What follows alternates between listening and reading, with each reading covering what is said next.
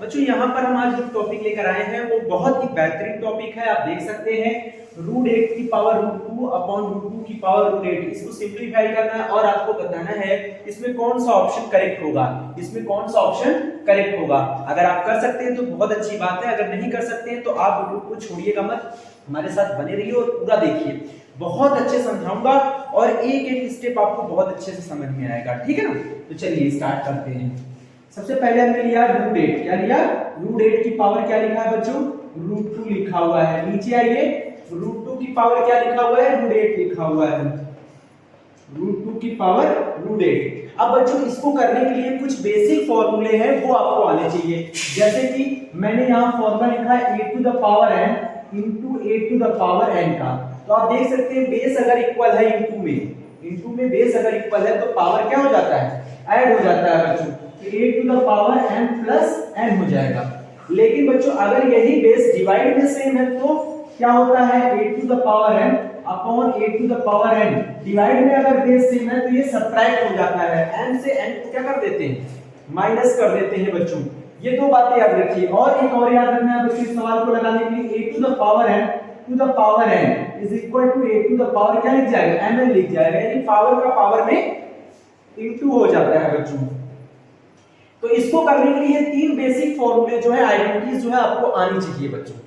अगर आता है तो आपको बहुत अच्छा है बच्चों, फिर तो आपको ज्यादा अच्छे से समझ में आएगा ना। तो चलिए स्टार्ट करते हैं। सबसे पहले हम क्या करेंगे बच्चों, ये जो हम √8 देख रहे हैं ना, √8 समझिएगा बात, 8 के जितने भी फैक्टर्स होते हैं मिनिमम वो सारे आपको कन्वर्ट कर देने हैं। मतलब 2 का क्यूब है ना ये 8 किसका क्यूब है, 2 का। तो हम यहाँ लिखेंगे 2 का क्यूब। कोई दिक्कत है क्या इतनी, मैंने इस 8 को लिखा 2 का क्यूब। और आपको पता है ये जो रूट लगा होता है इसको समझिए। मैं यहाँ पे आपको समझा देता हूँ कि कोई भी रूट हो, चाहे वो रूट हो, चाहे क्यूब रूट हो, चाहे nth रूट हो।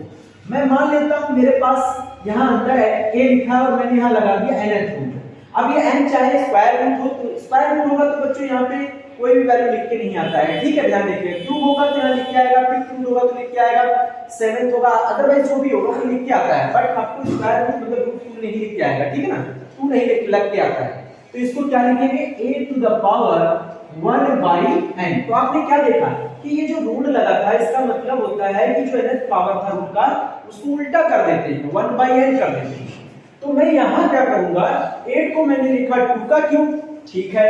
अब ये जो रूट लगा था बच्चों इसको हम क्या लिखेंगे, 1/n, यानी यहाँ पे तो रूट है तो इसको 1/2 पढ़ते हैं। याद रखिएगा केवल रूट है बच्चों तो इसको a की पावर 1/2 पढ़ते हैं। क्या पढ़ते हैं, a की पावर 1/2, यानी इसको ऐसे लिख सकते हैं, ऐसे को ऐसे भी लिख सकते हैं।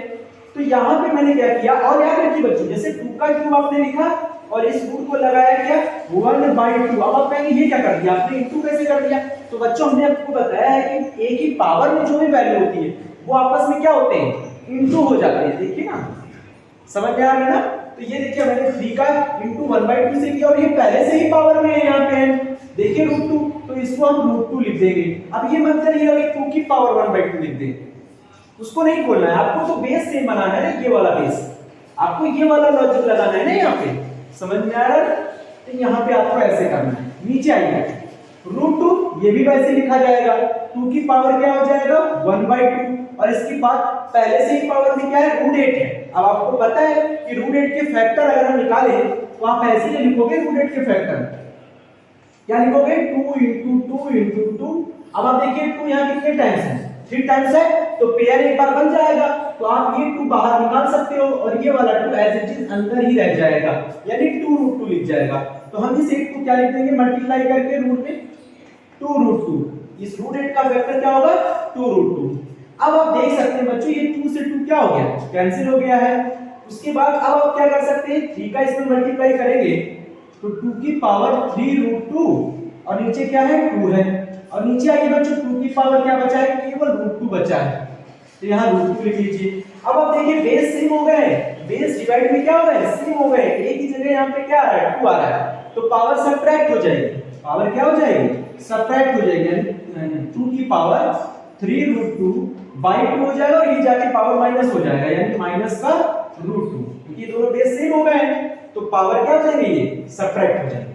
लेकिन इसको सब्ट्रैक्ट करेंगे कैसे बच्चों, इसको 2 लिखिए, ये वाला ठीक है। अब इसके अपॉन 1 मानिए और एलसीएम लीजिए 2, एलसीएम लीजिए 2, तो यहाँ एलसीएम आ गया, तो ये तो हमारा ऊपर वाला तो एज इट इज वही रहेगा, यानी 3√2 माइनस 1 का डिवाइड 2 में करेंगे 2 आएगा, 2 का रूट में इंटू करेंगे तो 2√2 आएगा। यानी आपको मिला क्या, हमको मिला मेरे भाई, हमको मिला 3 में से 2 जाएगा 1√2, और हमें पता है हम 1√2 नहीं लिखते हैं, हम केवल √2 लिखेंगे और नीचे क्या लगा है 2, नीचे क्या लिखा हुआ है 2। अब यहाँ पे सारा खेल है बच्चों। अभी जो √2/2 आया ना, इसको हम थोड़ा अलग से आपको समझा दें। √2/2 को हम क्या कर सकते हैं ये समझो, ये जो √2/2 है इसमें हम √2 से ऊपर नीचे रैशनलाइज कर देंगे, इसके न्यूमरेटर से हम क्या करेंगे √2 का ऊपर नीचे मल्टीप्लाई कर देंगे। इससे क्या होगा ना बच्चों, √2 का √2 में इंटू करेंगे 2 और 2 का √2 में इंटू करेंगे 2√2। समझ में आ गया। अब इससे 2 से 2 क्या हो जाएगा, कट जाएगा, यानी √2/2 की वैल्यू कितनी आ गई 1/√2। तो हम यहां लिखेंगे ये 2 लगा रहेगा और √2/2 की जो वैल्यू आई है तो यहां पे 1 बचा है ना, तो 1 बाई क्या हो जाएगा √2, तो हम यहां लिखेंगे 1/√2। अब एक बात बताइए जरा, यहां पे ध्यान से समझिएगा, ये a लिखा है, a की पावर क्या है 1/n है, तो इसको हमने क्या लिख दिया n/√a। अब यहां देखो a की जगह यहां लिखा है 2, तो मैं यहां लिखूंगा क्या 2 लिख दिया। उसके बाद मैं ये रूट लगा लूंगा बच्चों, लगा लिया भाई मेरे, फिर n यहां पे था तो मैंने यहां लगा दिया। अब मेरा n क्या है √2 है बच्चों, तो रूट आपको यहां लगाना है √2। ओके, बस यही आपका आंसर है, बस यही आपका क्या है आंसर है। आप देख सकते हैं कौन सा ऑप्शन करेक्ट होगा बच्चों, आप देख सकते हैं ये सी और ऑप्शन आपका क्या होगा करेक्ट होगा। तो ये सवाल आपको इस तरह से लगना चाहिए, समझ में आ गया ना। ओके।